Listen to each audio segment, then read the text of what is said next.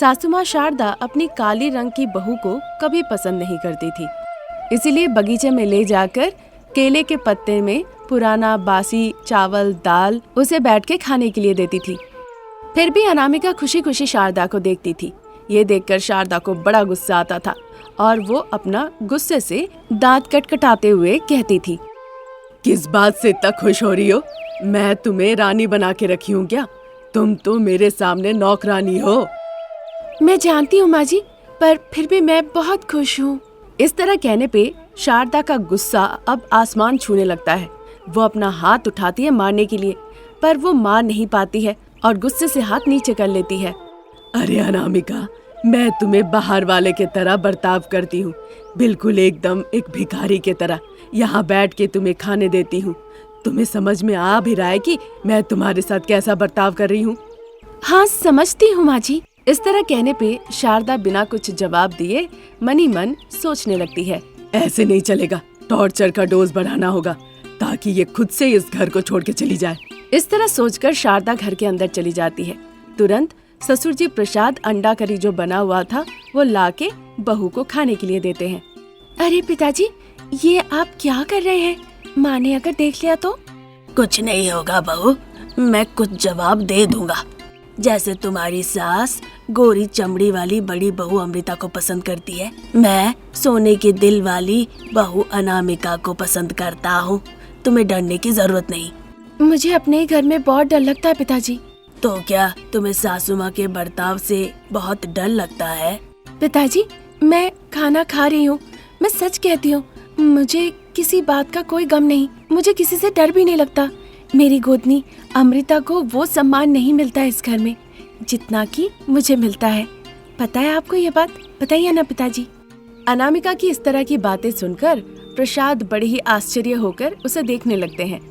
किस्मत, ये तुम्हारी सास का दिया हुआ है, जो कि वो अपनी गोरी बहू अमृता को नहीं दे पाई, वो तुम्हें दे दी। क्या कहती हो बहू? बहू को खिलाने के लिए सासू माँ पेट भर के उसे खाना देती है पिताजी, पानी पीने के लिए पानी देती है।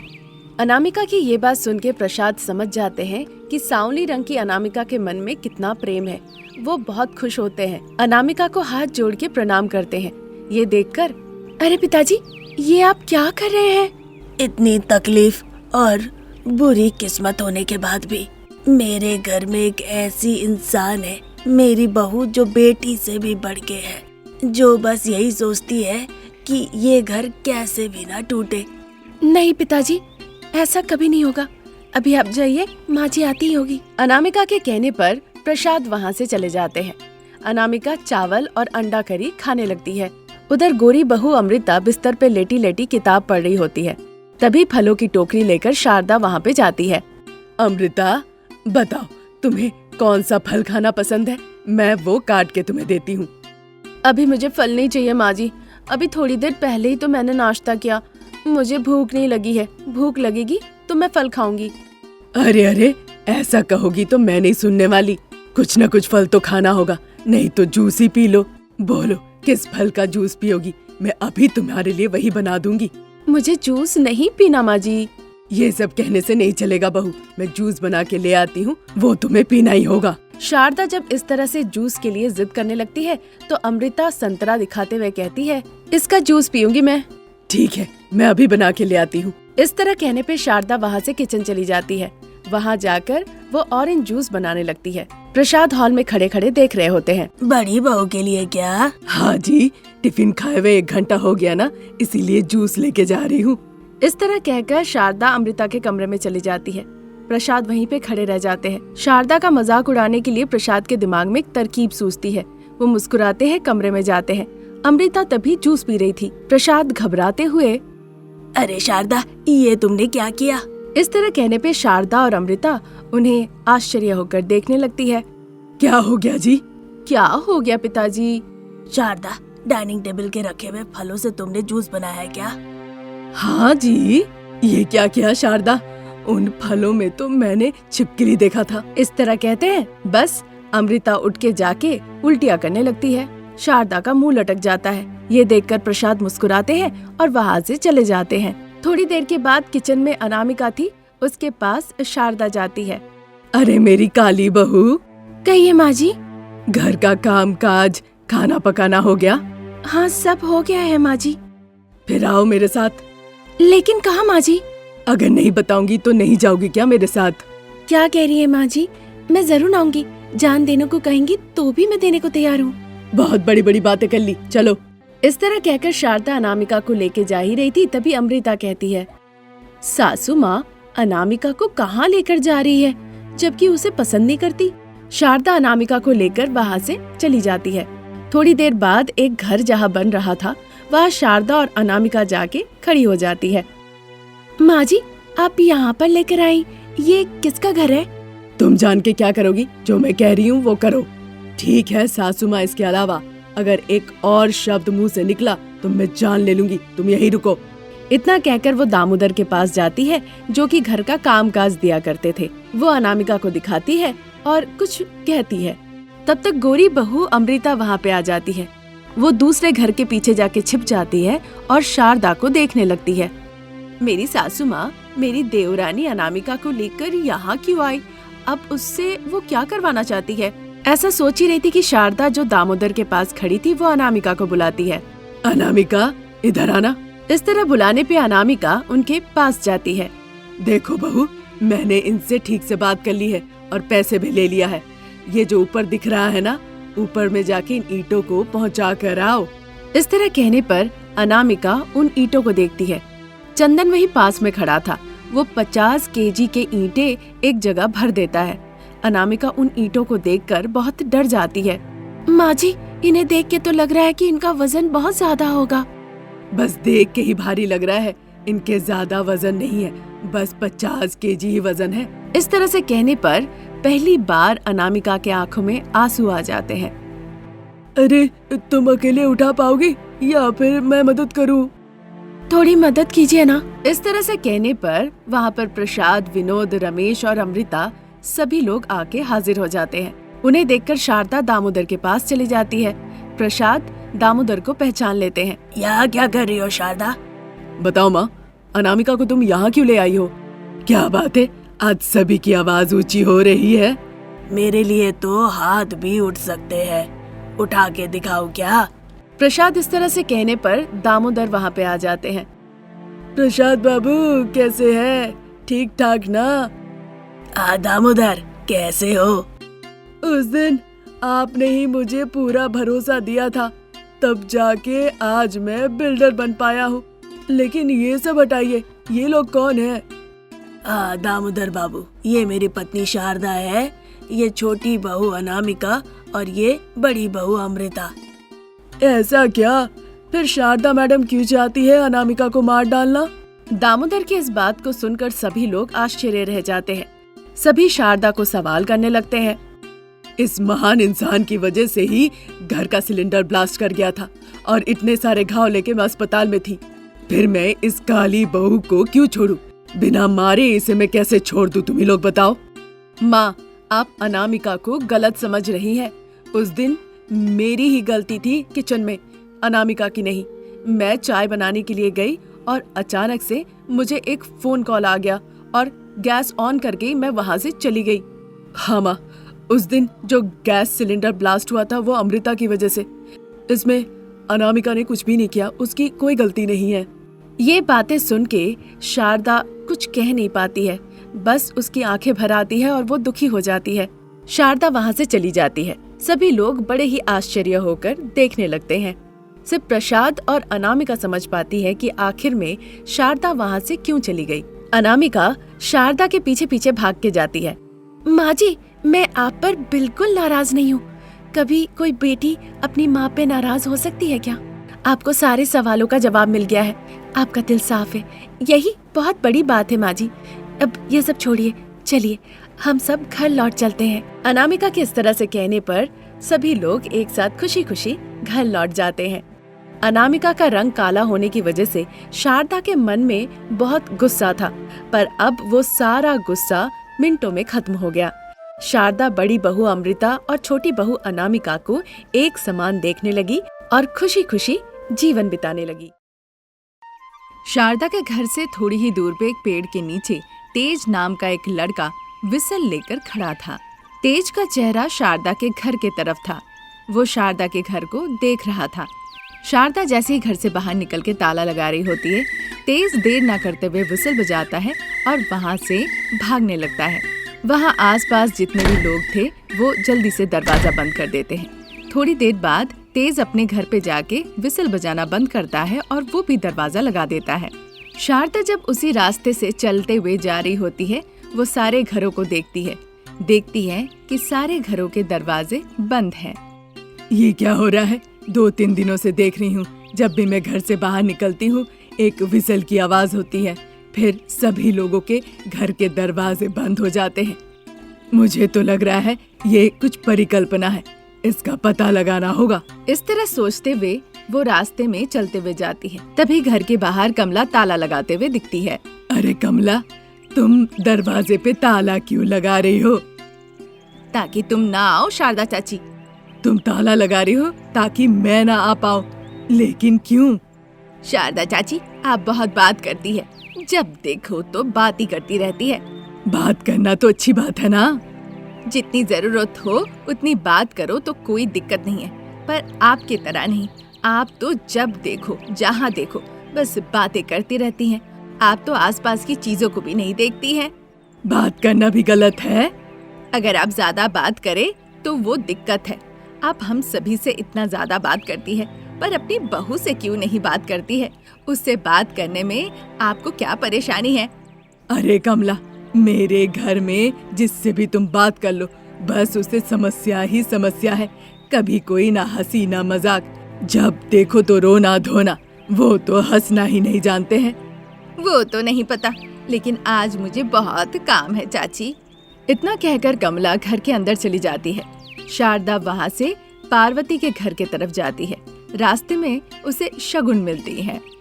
पार्वती दीदी के घर जा रहे हैं चाची? हाँ शगुन, घर पे अकेले थी, समय नहीं कट रहा था, इसलिए सोचा पार्वती के घर चली जाऊं। शारदा कह रही थी कि इस बीच में शगुन कहने लगती है, समय बर्बाद करने के लिए अब आप बकवास करेंगी, है ना? शगुन की ऐसी बातें सुन के शारदा आश्चर्य होकर देखने लगती है। देखो भाभी, आपसे मैं बड़ी नहीं हूँ और अनुभव भी ज्यादा नहीं है। जब तक हमारे हाथ पैर चलते रहे तब तक काम करते रहना चाहिए, तभी तो जब हम बीमार पड़ेंगे वो भी हमारी सेवा करेंगे, है ना? तुम बिल्कुल सही बात की हो शगुन, पर ये सारी बात मुझसे क्यों कह रही हो? आपसे मैं सच कह रही हूँ भाभी, वो हमारी गांव की सावित्री बहन है। वो 80 की ऊपर है, हम उन्हें सम्मान से सावित्री दीदी कहते हैं। बताइए, इस उम्र में भी वो अपने से सारा काम करती है, खेत में सब्जियां उगाती है, जानवरों को घास खिलाती है, ऐसा तक कि वो दूध भी निकालती है। वैसे आपकी उम्र कितनी है? मैं 60 साल की हूँ शगुन। अब एक बार सोच लीजिए भाभी, इतनी देर करके आप पार्वती के घर जाएंगी तो बाकी महिलाएं आपके बारे में क्या सोचेंगी? ये कहकर शगुन वहाँ से चली जाती है। शारदा को सरदर्द होने लगता है, उसे कुछ समझ में नहीं आता। फिर वो मन ही मन सोचती है, ये शगुन आई क्यों और मुझे मिली ही क्यों? 5 मिनट के अंदर ही इसकी वजह से मेरा सर दर्द हो गया। पता नहीं अब ये ठीक कैसे होगा। ये सब सोचने के बाद वो पार्वती के घर में चली जाती है। दीवार में कान लगा के पार्वती और शगुन की बातें सुनने लगती है। क्या पार्वती दीदी, शारदा जी नहीं आई? अभी तक वो आई नहीं, ना आए तो ही अच्छा है। ना वो घर पे कोई काम करती है और लोगों के घर पे जाके वो बस आलतू फालतू की बातें करती है। अपने परिवार की समस्या को वो सुन ले तब उसे समझ में आएगा। ये सारी बातें शारदा सुन लेती है। आज कैसे भी जाके परिवार से मैं बात करूंगी। इतना सोचकर वो अपने घर लौट जाती है। घर के बाहर शारदा के पति प्रसाद दुखी होकर बिस्तर के ऊपर बैठे हुए होते हैं। अजी, क्या हो गया? अब दुखी होकर क्यों बैठे हैं? ये बात तुम पूछ रही हो शारदा? हाँ जी, मैं पूछ रही हूँ। अब तक आप बेटा बहू सब कमा के ले आते थे, मुझे आसानी से पैसे मिल जाते थे। अब पता चला आप लोगों ने सुदर्शन के पास कितना ज्यादा उधार ले रखा है। हाँ शारदा, तुम्हें नहीं पता तुम्हारे हार्ट ऑपरेशन के लिए कितने पैसे खर्च हुए। तुम्हें बस पता था कि हम तीनों कमा रहे हैं, सारे खर्च मिला के चिट्टे के 5 लाख रुपए हो गए। सच में? तुम्हें पता नहीं शारदा, बहू ग्लास जार धोती है, धोने के चक्कर में उसके कितने हाथ कटे हैं। बेटा प्लास्टिक पाइप के दुकान में जाता है और मैं तो। कहते कहते प्रसाद की आंखें भर आती है। ये देखकर शारदा को बहुत बुरा लगता है। और आप क्या काम करते हैं जी? बात चली रही थी कि तभी रमेश और अनामिका वहाँ आ जाते हैं। वहाँ प्रसाद को रोते देख वो घबरा जाते हैं। बेटा रमेश, तुम्हारे पिताजी क्या काम करते हैं? पिताजी पुतला का कपड़ा पहनकर दुकान के सामने खड़े हो जाते हैं। लोग उनके साथ आकर खेलते हैं माँ। और उन कपड़ों में तो कभी कभी पिताजी सांस भी नहीं ले पाते हैं। ये सुनकर तो शारदा की आंखों से आंसू निकल आते हैं। इतने दिनों से ये सब होता रहा और मैं कुछ और ही सोचती रही। आज से मैं भी बहुत कड़ी मेहनत करूंगी, मुझसे जितना बन पाए मैं करूंगी। ये सुनकर सभी लोग बहुत खुश होते हैं। शारदा, इससे पहले तुमने जो किया था वो तुम्हें कुछ याद है? क्यों नहीं जी, मुझे सब याद है। क्या, जरा बताइए माँ जी। अब बताना क्यों बहू, कल सुबह मैं तुम लोगों को करके दिखाऊंगी। करके बाद में दिखाना शारदा, अभी पहले मुंह से तो बोलो। कहो माँ, वो क्या है? कल से मैं दिखाऊंगी, अभी जाके सो जाओ। इस तरह कहने पर सभी लोग घर के अंदर जाके सो जाते हैं। अगले दिन शारदा ठेले को धोने लगती है जिसका नाम था शारदा करी पॉइंट। अजी सुन रहे हैं? बहू, बेटा रमेश बाहर निकल आना। बुलाने पे तीनों बाहर निकल आते हैं। देखते हैं कि शारदा एक ठेले को साफ कर रही है। देख लीजिए, तीनों अपनी 6 आँखों से। पहले मैं जैसे करी पॉइंट चलाया करती थी, अब फिर से मैं वैसे ही चलाऊंगी, जरूर चलाऊंगी। शारदा की बातें सुन के सभी लोग बहुत खुश होते हैं। सभी लोग अपने अपने काम पे जाइए, मैं अपना काम कर लूंगी। अब मैं खुद जाके मछली, मीट, चिकन सब लेकर आऊंगी और मैं खुद ही वो सारी चीज पकाऊंगी। बहू तुम्हारे साथ रहेगी शारदा? हाँ माँ जी, मैं आपके साथ रहकर आपको मदद करूंगी। ठीक है, बहू मेरे साथ रहो, बाकी तुम लोग काम पे जाओ। इस तरह कहने पर प्रसाद और रमेश दोनों काम पे चले जाते हैं। शारदा अनामिका सब्जियां लेने के लिए बाजार जाती है। वहाँ पे वो सब्जियां लेती है। फिर यादव का पुराना चिकन शॉप था, वहाँ जाती है। शारदा दीदी काफी दिनों बाद आई, फिर से करी पॉइंट शुरू कर रही है क्या? हाँ यादव, तुम्हें कैसे पता चला? हाँ दीदी, हमारा आखिरकार पुराना रिश्ता है। चिकन मटन जो चाहिए आपको बता दीजिए, मैं कटवा के घर पहुंचा दूंगा। ठीक है यादव, अच्छे से कटवा के मेरे घर पहुंचा देना, हम घर जा रहे हैं। इतना कहकर शारदा और अनामिका घर लौट जाती है। घर के पीछे एक लकड़ी का चूल्हा बना हुआ था। शारदा वहाँ पे जाके दाल बनाती है, अनामिका सब्जियां काटती है, यादव सब मीट मुर्गा काटता है। उधर शारदा उन सभी चीजों से अच्छे से सब्जियां बनाती है और अपने ठेले में रखती है। फिर जहाँ पहले ठेला लगाती थी वहीं जाकर वो बेचना शुरू करती है। वहाँ के आसपास के लोग जब शारदा के करी पॉइंट को देखते हैं तो देखकर हल्ला मचाना शुरू करते हैं, खुशी से पटाखे फोड़ने लगते हैं। तुम लोग कैसे हो? मेरी सेहत थोड़ी सी खराब थी, इसीलिए करी पॉइंट बंद रखा था। अब मैं ठीक हूँ। अब तुम लोगों की प्यार और आशीर्वाद की जरूरत है। हल्ला मचाना बंद करके अब तुम लोग सब लाइन में लग जाओ और जिसे जो करी चाहिए यहाँ से आके ले जाओ। इस तरह शारदा कहती है। शारदा का करी पॉइंट फिर से शुरू होने से सभी लोग बड़े खुश होते हैं। जिसे जो करी चाहिए था वो आके शारदा से लेने लगते हैं। शारदा के करी पॉइंट फिर से लगने पे सभी के मन में खुशी की आस जगती है, क्योंकि पूरे उस इलाके में शारदा के तरह करी बनाना किसी को भी अच्छे से नहीं आता था। इसी वजह से शारदा के करी पॉइंट बहुत ज्यादा फेमस था। हर दिन शारदा के करी पॉइंट के आगे बहुत भीड़ लगती थी। सभी आते थे और पैसे देके शारदा से करी लेके जाते थे। लेकिन सेहत खराब होने की वजह से कुछ दिनों के लिए शारदा ने अपने करी पॉइंट को बंद रखा था, जिस वजह से पूरे परिवार को बहुत मुसीबतों का सामना भी करना पड़ा। बहुत मुश्किलों से सभी लोगों ने कष्ट करके अपने परिवार को चलाया। फिर से शारदा का करी पॉइंट शुरू होने पे वो सक्सेसफुल होता है और पूरा परिवार सुखी सुखी जीवन बिताता है।